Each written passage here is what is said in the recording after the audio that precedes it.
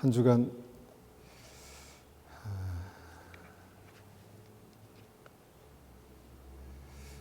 어떻게 지내셨습니까? 주님과 함께 동행하시고 하나님께서 우리의 삶 가운데 인도하시고 은혜 주시는 삶을 사셨습니까? 아니면 우리의 드린 찬양의 고백처럼 혹시나 우리의 삶에 정말 안개 속을 지나는 것 같은 그런 시간을 지나오셨습니까? 우리의 느낌이 어떠하든 간에 분명히 믿기는 하나님께서 우리의 삶을 통해서 정말 생명의 길을, 믿음의 길을 가게 하실 줄 믿습니다. 오늘 함께 나눌 말씀의 제목은 영원할 것 같은 이틀입니다. 영원할 것 같은 이틀. 십자가에 대한 말씀을 증거하려고 하는데요. 십자가는 영생을 사는 비밀입니다. 영생을 사는 복음, 이것이 이제 십자가라고 이렇게 얘기합니다. 여기까지는 누구나 다 얘기할 수 있습니다. 그런데 이 십자가에 정확히 반대가 되는 어떤 그 양면성이 있다라는 것을 우리가 다시 한번 생각하는 것이 필요합니다. 너무나 대조가 돼서 어울리지가 않는 그 십자가의 양면성, 그게 뭔가요? 바로 죽음과 생명입니다. 이건 정반대가 되는 것이죠. 죽음과 생명, 이것이 십자가, 완전한 십자가의 복음이라는 것입니다. 예수께서 우리를 위해서, 우리 죄를 위해서 십자가에서 달려 돌아가셨습니다. 왜 그러셔야 했을까? 반드시 그래야만 하셨다는 것입니다. 그래서 우리가 그 십자가에서 우리를 위해서 죽으신 예수님을 믿어야 우리의 삶 속에 다시 사신 예수님의 부활을, 생명을 경험하게 되는 것이죠. 그런데 이 죽음과 생명이, 이 십자가가 예수님께만 뿐만 아니라 예수를 믿고 영생의 길을 가는, 천국 길을 가는 우리의 삶에도 분명하게 나타나는 것이 구원이다라고 주님께서 말씀하십니다. 로마서 6장 5절 말씀 한번 읽어보겠습니다. 만일 우리가 그의 죽으심과 같은 모양으로 연합한 자가 되었으면 또한 그의 부활과 같은 모양으로 연합한 자도 되리라. 전제 조건이 주님의 부활, 영생을 경험하기 위해서는 그 조건이 있다는 것입니다. 만일 우리가 그의 죽으심과 같은 모양으로 합하여진, 연합된 그런 믿음이 있으면 그 다음에 또한 그의 부활과 같은 모양으로 연합한 자가 되리라, 이렇게 말씀하십니다. 그러니까 십자가의 죽음은 뭔가 계속해서 반복해서 주님 말씀하시는 십자가의 죽음은 그냥 예수께서 감당하신 추상적인 이론이 아니라 우리의 삶 가운데 뭔가 예수님의 죽으심과 합하여지는 실제 사건이다라는 것입니다. 그렇게 돼야 우리의 삶 속에 경험하게 되는 예수 그리스도의 생명도 실제가 된다, 이렇게 말씀하시죠.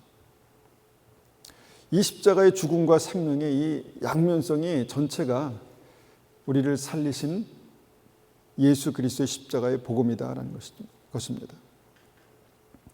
고린도전서 1장 18절에는 이렇게 또한 이 말씀을 우리에게 설명합니다. 십자가의 도가 멸망하는 자들에게는 미련한 것이요 구원을 받는 우리에게는 하나님의 능력이라. 그 십자가의 도를 이해하지 못하고 그 십자가의 도를 알지 못하는 그 지옥 가는 사람들에게는 이 십자가의 도가 미련한 것이다, 이렇게 미련하게 보이는 것이다, 이렇게 말씀합니다. 당연하겠죠. 살아도 부족한데, 살려고 아둥바둥 하는데 죽으라고 말씀하니까 이게 무슨 의미가 있겠습니까?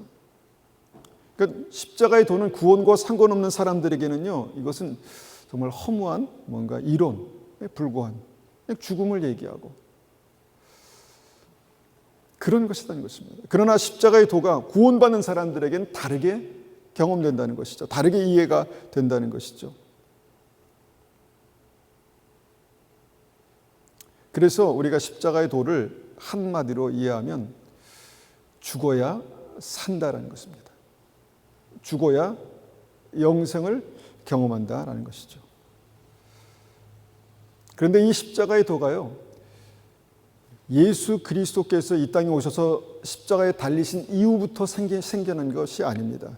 십자가의 도는요, 창세기부터 복음서, 계시록까지 이게 전체가 다 연결되었다라는 것이죠. 우리가 태초에 하나님께서 천지를 창조하실 때 그 창조하신 에덴 동산에 중앙에 두 그루의 나무가 있었죠. 선악과와 생명나무입니다. 생명나무는 우리가 잘 이해가 되는데 왜 선악과를 만드셨을까? 먹으면 반드시 죽는 이 나무를 왜 만드셔서 에덴 동산 중앙에 두셨을까? 이 선악과가 바로 십자가의 죽음을 계시한 나무라는 것입니다. 이것은 십자가의 죽음에 대해서, 이것이 얼마나 중요한지에 대해서 아주 상징적으로 동산 중앙에 딱 세워놓으신 십자가 복음입니다. 그러니까 이것을 어떻게 우리가 죽음이라고 얘기할 수 있을까? 먹어야 죽음이 아니라 먹지 말라는 하나님의 말씀에, 먹으면 죽는다는 주님의 말씀에 죽기까지 복종할 때, 하나님의 말씀을 신뢰하고 거기에 대해서 죽기까지 복종하는 믿음이 있을 때 영원히 사는 것입니다. 그러니까 죽어야, 내 안에 무엇인가 죽어야 생명나무 과일을 먹고 영생을 할 수 있는 그런 그 십자가 복음이 태초에도 있었습니다.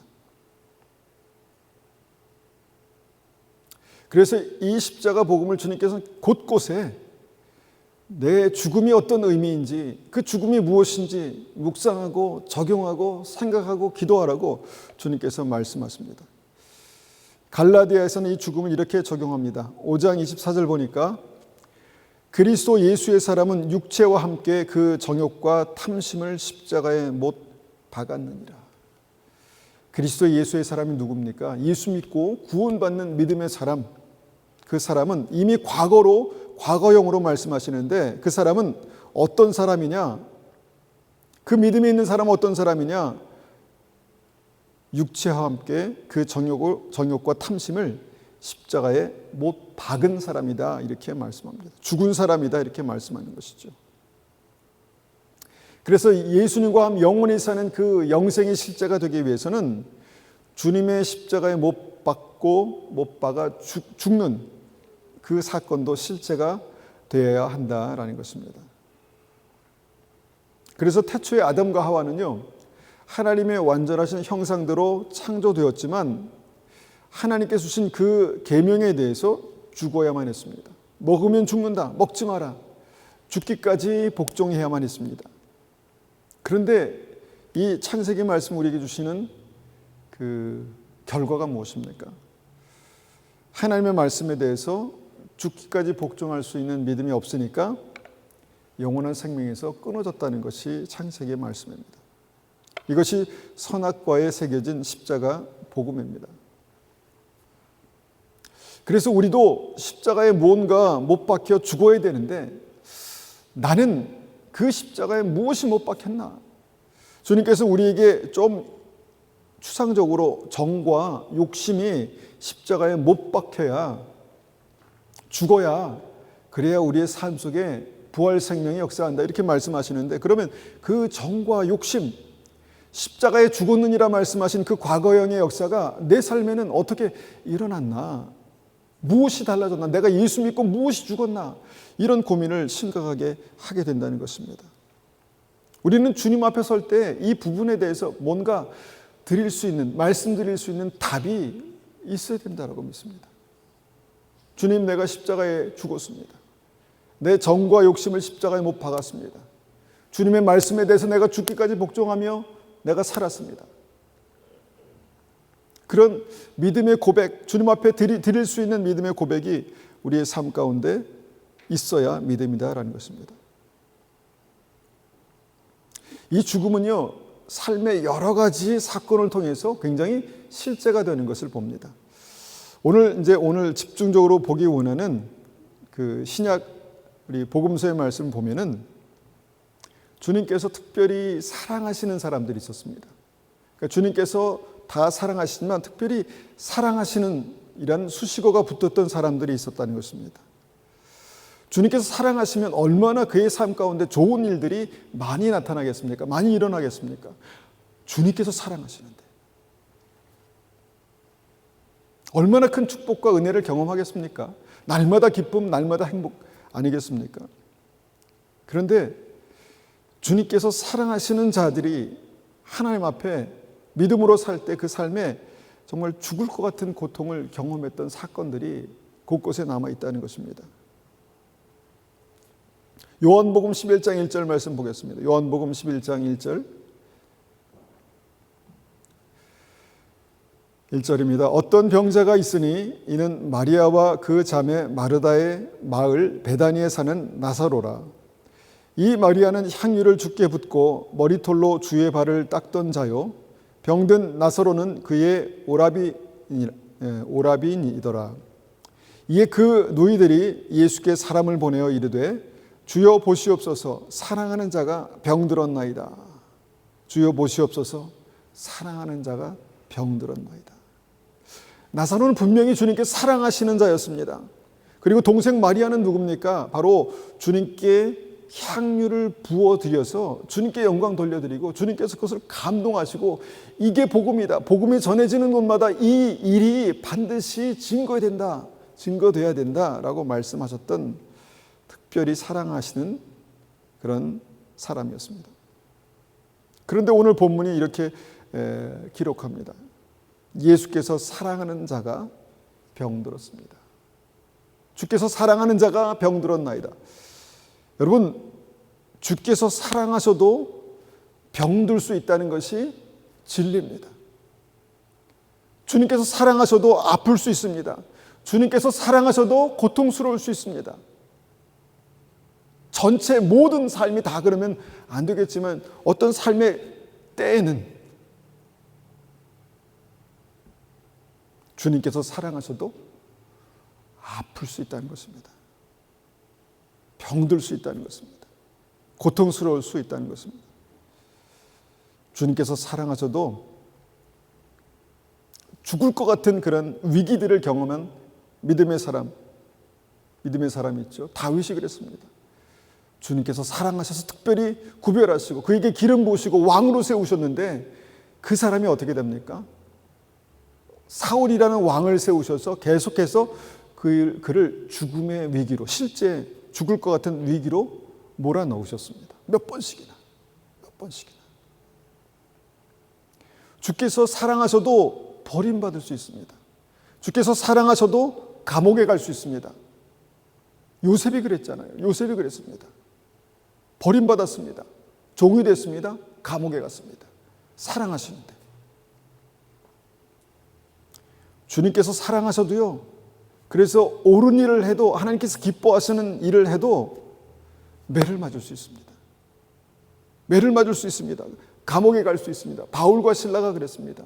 바울과 실라가 복음을 전했고 그 복음으로 많은 사람들이 주께로 돌아왔는데 불구하고 그들이 로마 군인들에게 잡혀서 매를 맞고 감옥에 갔습니다. 주님께서 사랑하셔도 이 한 사람 한 사람들은 정말 죽음과 버려짐과 감옥과 고통을 경험했다라는 것입니다. 왜 그래야만 했을까요? 왜 그래야만 했을까요? 바로 이것이 주님께서 우리에게 허락하시는, 믿음의 사람들에게 허락하시는 십자가의 길이기 때문에 그렇습니다. 십자가의 길이기 때문에. 죽어야 사는, 죽어야 영생하는 십자가의 길이기 때문에 그렇습니다. 그래서 본문의 나사로도, 지금 주님께서 사랑하시는 나사로도 병들어 죽게 되었다는 것입니다. 그를 바라보는 온 가족도, 사랑하는 동생들도 그를 바라보면서 고통 가운데 정말 그 죽음을 같이 경험하고 있었다는 것입니다. 죽을 것 같은 어떤 고통, 죽을 것 같은 그런 아픔, 차라리 죽으면 좋겠다라고 생각하는 그런 아픔이 있었다는 것입니다. 그런데 믿음이 있기 때문에 어떻게 합니까? 마리아가 주님께로 달려갑니다. 주님께 달려가서 주님, 우리 오빠 나사로가 병들어 죽게 됐습니다. 제발 오셔서 좀 살려주십시오. 주님께 가서 주님 살려주십시오. 주님 도와주십시오. 주님 안수해서 일으켜 주십시오 라고 하면 반드시 우리 오빠는 살 거라는 믿음이 있었습니다. 그래서 주님께 막 달려가서 주님, 우리 오빠가 죽게 됐습니다. 주님 바로 지금 당장 오셔서 우리 오빠 좀 살려주십시오.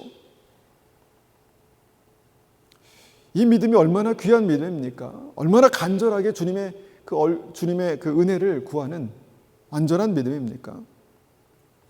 그런 믿음으로 마리아가 주님께 그렇게 간청을 드렸습니다. 그럼 우리는 그 다음에 이것을 기대합니다. 그래. 그럼 가야지. 나사로가 얼마나 아픈데 빨리 가야 되겠다. 서둘러라. 얘들아 서둘러라. 하고 제자들과 함께 한 걸음에 달려가서 나사로를 살리셔야 우리는 이성적으로 이해할 수 있는 믿음의 사건이라고 그렇게 얘기할 수 있겠죠. 그런데 이 말씀에 기록된 예수님의 반응은 참 우리의 예상과 다르게 그렇게 나타나고 있습니다. 5절, 6절, 7절입니다. 예수께서 본래 마르다와 그 동생 나사로를 사랑하시더니 나사로가 병들었다 함을 들으시고 그 계시던 곳에 이틀을 더 유하시고 그 후에 제자들에게 이르시되 이대로 다시 가자 하시니. 무슨 말씀입니까? 이게 무슨 상황입니까? 이게 무슨 시츄에이션입니까? 지금 나사로가 병들어서 죽게 됐는데 주님께서 거기서 이틀을 더 계셨다는 것입니다. 하루도 아니고 이틀씩이나 더 계셨다는 것이죠. 무슨 이유가 있었으면, 뭔가 그때 영혼을 살리거나 뭔가 긴박한 일이 있었으면 이해가 되는데 성경은 그런 아무것도 기록해 두지 않으셨습니다. 그럴 때 우리는 자동적으로 그런 생각이 듭니다. 이게 사랑이야? 이게 완전한 하나님의 사랑이야? 사랑하시는데 지금 당장 달려오셔서 사랑하는 나사로가 병들어서 지금 죽게 됐는데 오셔서 구해 주셔야지. 이틀이나 더 계신다고. 주님은 그곳에서 이틀을 더 계셨습니다. 물론 너무 바쁘면 조금 늦을 수도 있습니다. 예상보다 1시간, 2시간 늦게 올 수도 있죠. 그런데 움직이시지 않고 그냥 그 자리에 계신다는 것은 도저히 우리의 생각으로는 이해가 되지 않는 그런 상황입니다. 자칫하면요, 마리아 마르다는 시험 들어서 자칫하면 믿음에서 떠날 뻔 했다라는 생각도 들어갑니다. 그냥 믿음으로 지나간 거죠. 견딘 겁니다.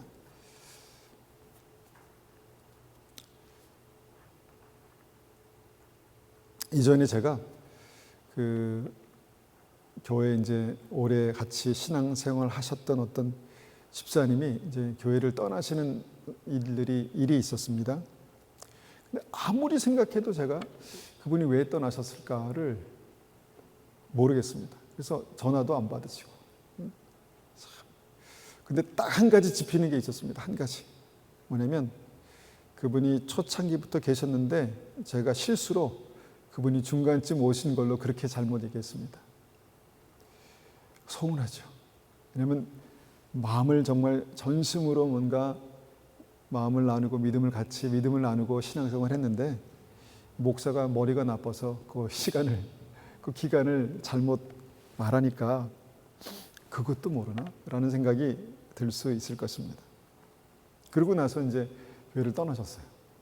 그러고 나서 제가 참 오랫동안 힘들었습니다. 오랫동안. 그렇게 작은 일로 서운할 수도 있습니다. 사람은요. 그런데 여러분, 지금 이 상황이 작은 일입니까? 이 상황이? 죽게 됐는데 이틀이나 더 그 자리에 계셔서 안 오신다는 충분히 내가 갔던 시간이 있는데 오셔야 될 시간에 오시지 않고 이틀을 그냥 지나가게 됐다면 마리아의 믿음은 정말 위기에 처해진 것입니다. 그 이틀이 여러분 오늘 우리가 생각해 보기 원하는 기간입니다. 여러분 그 이틀이 얼마나 길게 느껴졌을까요? 얼마나 길게 느껴졌을까요? 별 생각을 다 했을 것입니다. 생각이 막 그냥 동으로 갔다 서로 갔다 그 감정이 오르락 내리락 하고 분노가 됐다가 서운함이 됐다가 그 이틀은 정말 마리아와 마르다에게는 감당할 수 없었던 그런 이틀이었을 것 같다라는 생각이 듭니다. 그런데 그 이후에 이어지는 말씀 보면 더 황당합니다. 11절, 12절, 13절 봅니다. 이 말씀을 하신 후에 또 이르시되 우리 친구 나사로가 잠들었도다. 그러나 내가 깨우러 가노라. 제자들이 이르되 주여 잠들었으면 낫겠나이다 하더라. 예수는 그의 죽음을 가리켜 말씀하신 것이나 그들은 잠들어 쉬는 것을 가리켜 말씀하신 줄 생각하는지라. 이틀을 지나는 동안 나사로가 죽었다는 것입니다. 그런데 이 말씀을 자세히 보면 나사로가 죽을 때까지 예수님께서 기다리셨습니다. 좀 심하게 말하면 죽기를 바라셨습니다. 그러니까 주님께서 기다리신 그 타이밍은 나사로가 죽는 시간이었습니다. 나사로의 죽음이 실제가 되는 사건이었습니다. 그것이 이틀이었습니다.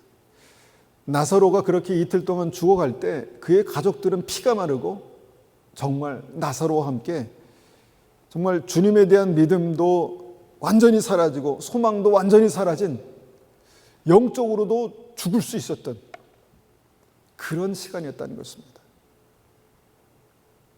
여러분 이 이틀의 의미가 바로 십자가의 죽음이 실제가 되는 사건입니다. 죽은 병든 나사로에게 이 십자가의 사건이 실제가 되는 사건이었고 마리아와 마르다에게도 이 이틀은 십자가 죽음이 실제가 되는 사건이었습니다.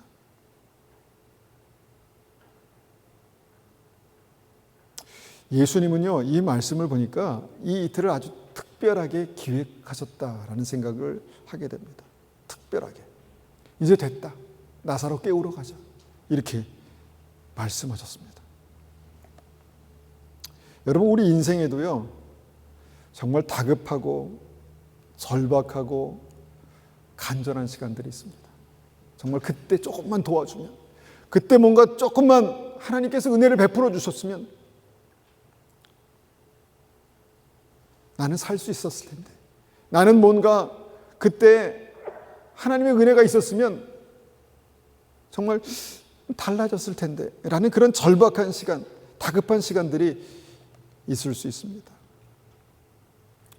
우리가 하나님 앞에 간절한 기도를 드리죠. 근데 그때 드리는 기도는 정말 절박하고 간절할 것 같습니다. 아마도 절박하게 간절하게 기도도 할 수 없을 정도의 어떤 그런 절박함이 있을 수 있지 않을까 생각합니다. 성경에 하루가 천년 같다는 말이 있습니다. 하루가 천년 같다. 그럴 때 아마 하루가 천년 같을 것입니다. 혹시 그런 경험들이 있습니까? 정말 하루가 천년같이 너무너무 절박해서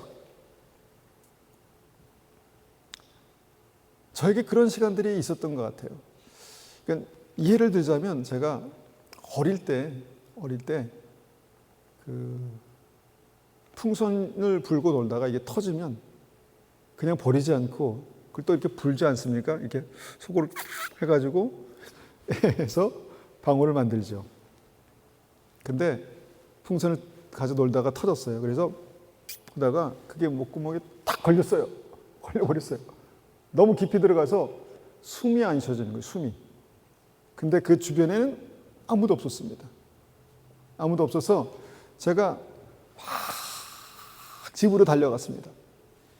집까지 거리가 한 100m. 막 달려갔습니다. 근데 그 시간이 얼마나 길게 느껴졌는지 아직도, 초등학교 들어가기 전에 어떤 사건인데 아직도 그게 기억납니다. 여러분, 우리 인생에 정말 너무너무 절박해서, 너무너무 급해서 짧은 시간이지만 실제로 너무너무 길게 느껴지는 그런 시간들이 있지 않습니까? 제 인생의 10대 후반에 3년 반 동안 제가 그 류마티스, 그 다음에 축농증, 이런 병과 이 사투를 벌일 때가 있었습니다. 정말 간절히 기도했고, 어머님은 새벽마다 눈물을 흘리면서 기도하셨고, 근데 주님 응답해 주지 않으셨습니다. 아무런 차도도 없었습니다. 그 3년 반 동안의 기간은 저희의 미래와 꿈과 소망과 가능성이 다 무너져 내리는 그런 시간이었습니다. 말 그대로 소망이 완전히 사라져버리는 그런 시간이었습니다. 그리고 제 개인적으로는 그 시간이 정말 죽을 것 같은 고통을 경험하는, 육체적으로도 그렇고 정서적으로, 그 다음에 뭔가 항상 그 고통에 대한, 미래에 대한 암울한 생각들로 가득했던 그런 시간이 있었습니다. 저에게 그 시간이 바로 이 이틀과 같은 그런 시간이었습니다. 그런데 그 시간을 지나고 나서 알게 된 사실들이, 너무나 귀한 사실들이 있습니다. 제가 오랫동안 어렸을 때부터 믿음 생활했지만 그 시간을 지나고 나서 무엇을 깨달았냐면, 하나님 살아계시는구나. 하나님 살아계시는구나. 그 이틀의 기간, 3년 반의 기간을 통해서 하나님께서 나를 준비시키셨구나. 그리고 지금 와서 이해하는 것은, 그때 정말 믿음으로 십자가를 지나가고 있었구나. 그 십자가를 지나면서 살아계신 하나님, 전능하신 하나님, 나의 삶을 계획하시는 하나님을 제가 만난 것입니다. 그리고 헌신했습니다. 하나님을 진짜, 살아계신 하나님을 진짜 만나면서 하나님께 제 삶을 드려서 하나님, 주님의 뜻을 이루는 그런 삶을 살겠습니다. 이렇게 헌신했습니다. 그리고 나서 뭔가 믿음이 완성되고 뭔가 성숙한 믿음이 있었으면 얼마나 좋았을까요? 근데 사람이 간사하더라고요. 그렇게 헌신하고 캐나다 와서 시간을 이제 지나면서 스물스물 제 마음속에 의심이 생기기 시작했습니다. 이게 하나님께서 인도하시는 삶이 맞나? 하나님께서 인도하셨다면 왜 나에게 필요한 것을 안 주시나? 학비가 없어서 매 학기마다 그렇게 고민하면서 내가 더 이상 공부를 못할 건가? 그만둬야 되나? 이런 위기가 매 학기마다 있었습니다. 그런데 극적으로 그것을 넘어가면 다음에 또 그렇고, 계속해서 뭔가 저에게 계속 반복되는 그 이틀이 있었습니다. 그런데 그 고비를 넘길 때마다 하나님께서 인도하시는구나, 하나님께서 인도하시는구나 라는 사실을 깨닫게 됐습니다.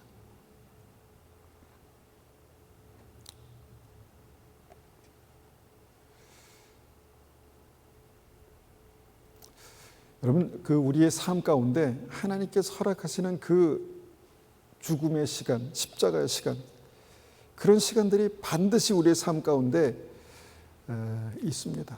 그러면서 제가 생각하게 되는 것은 뭐냐면, 믿음의 관점이 바뀌었습니다.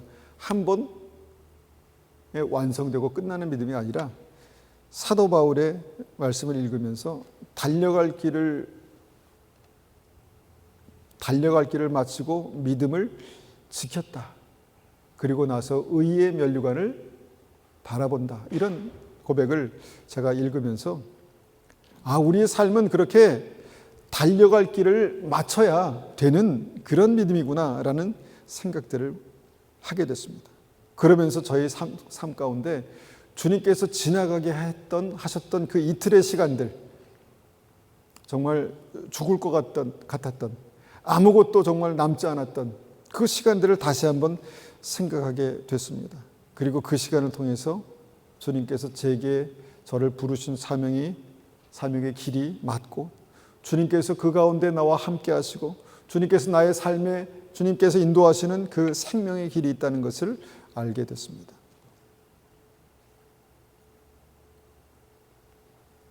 여러분, 제가 목회자이기 때문에 특별히 이런 일들을 경험하는 것이다라고 생각하지 않습니다. 이것은요, 아까 말씀드린 것처럼 구원받는 모든 이들에게 정말 예수 그리스도의 죽으심과 합하여지고 주님께서 우리의 삶 속에 부활의 영광으로 나타나시는 것이 십자가가 실제가 되는 사건들이 있다라는 것입니다. 주님은 이제 이 사건에 대해서 이것이 영광스러운 사건이다 이렇게 말씀합니다. 영광이다 이렇게 말씀하시죠. 요한복음 11장 4절 보니까 이렇게 말씀합니다. 예수께서 들으시고 이르시되 이 병은 죽을 병이 아니라 하나님의 영광을 위하며 하나님의 아들이 이로 말미암아 영광을 받게 하려 함이라 하시더라. 이 말씀을 읽으면서 조금 오해했습니다. 사람이 죽고 사는데 지금 죽어가고 있는데 고통 가운데 있는데 하나님께서 영광 받으시려고 그 죽음을 허락하셨다고? 이렇게 오해를 했는데 결국 그 영광이 무엇입니까? 십자가의 목적이 무엇입니까? 예수님께서 죽으셔야 우리가 영생을 얻는 것입니다. 예수 그리스도의 죽으심과 합하져야 우리가 영생을 얻는 것입니다. 영원한 생명을 얻는 것입니다. 그런데 이 영광이 무엇인가 봤더니 바로 우리가 사는 것입니다. 우리가 주님과 영원히 사는 것입니다. 우리의 믿음이 실제가 되는 것이고 주님과 함께 영원히 살 하나님의 나라가 실제가 되는 것입니다. 주님께서 그 영광을 보시기를 원하셨다라는 것입니다. 그런데 이 영광을 바라보는 믿음의 온도차, 주님과 우리의 믿음의 온도차가 있습니다. 우리가 그 영광을 바라보면, 십자가를 바라보면 생각만 해도 절망적입니다. 죽음? 또? 왜? 이런 생각이 든다는 것입니다. 생각만 해도 싫습니다. 그런데 주님은 이 죽음을 뭐라고 말씀하시는가 하면 나사로가 잠들었다. 여러분, 죽은 사람을 잠들었다라고 생각하는 정신 나간 주님이 아니라 사람들이 어디 있습니까? 죽음은 죽은 거지 어떻게 잠든 거라고 생각하겠습니까? 그런데 믿음이 있으니까요, 죽음이 잠든 것처럼 받아들여지더라고요. 어머님 먼저 소천하실 때 정말 너무너무 절망스러울 것 같았는데 저에게 소망이 있었습니다. 어머님을 천국에서 다시 볼 소망이 있더라고요. 그러니까 믿음에서 죽음을 바라보는 그 온도차가 나는 죽음인데, 절망인데 주님은 그것을 단잠이라고 표현하고 있다는 것입니다. 단잠, 잠시 누워서 잠들어 있는 것이다 이렇게 말씀하신다는 것입니다. 우리에게는 끝이지만 주님은 가셔서 깨우시기만 하면 되는 단잠이다라는 것입니다. 이것이 우리가 이 죽음을 바라보는 믿음의 온도차입니다. 주님과 우리의 온도차입니다. 여러분, 정말 우리 인생의 끝이 아니라는 것을 믿으십니까? 믿음은요, 우리 인생의 끝은 시작이다 이렇게 말합니다. 끝은 시작입니다. 영원한 하나님의 나라의 시작입니다. 이것이 진짜가 되는 것이 믿음입니다. 그렇다면 오늘 우리의 삶은요, 영원한 하나님의 나라를 생각할 때 더 특별한 의미가 있습니다. 우리 지금 지나가는 이 십자가의 죽음은 영원한 하나님의 나라를 생각할 때 더 특별한 의미가 있다는 것입니다.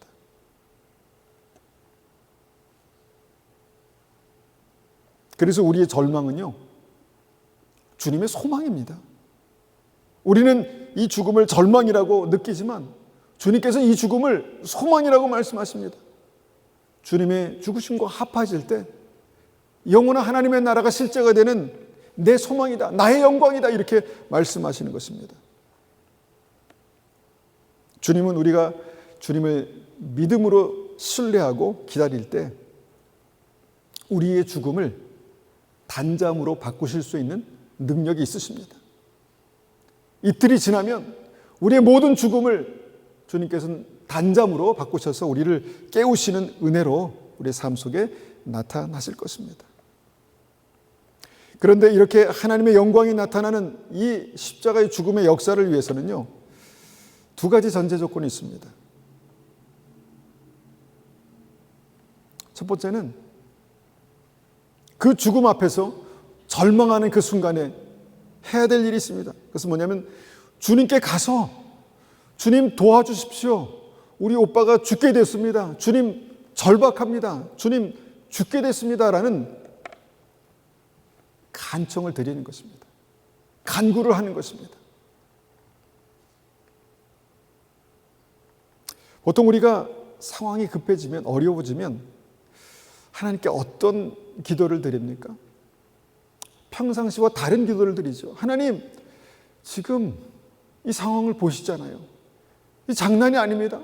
하나님 도우셔야만, 붙드셔야만 상황이 바뀝니다. 주님 은혜 베풀어 주십시오.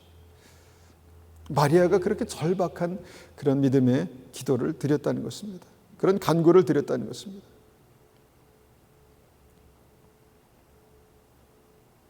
그래서 그 이틀이 의미가 있게 시작됐습니다. 그 간구로 정말 십자가의 죽음이 생명이 되는 그 의미 있는 이틀이 시작됐다는 것입니다. 그리고 이틀이 지났습니다. 그 기다림의 이틀, 뭔가 삶이 천국이었다가 지옥이었다가 왔다 갔다 하는 그 이틀이 지났습니다. 그러고 나서 어떤 일이 있었습니까?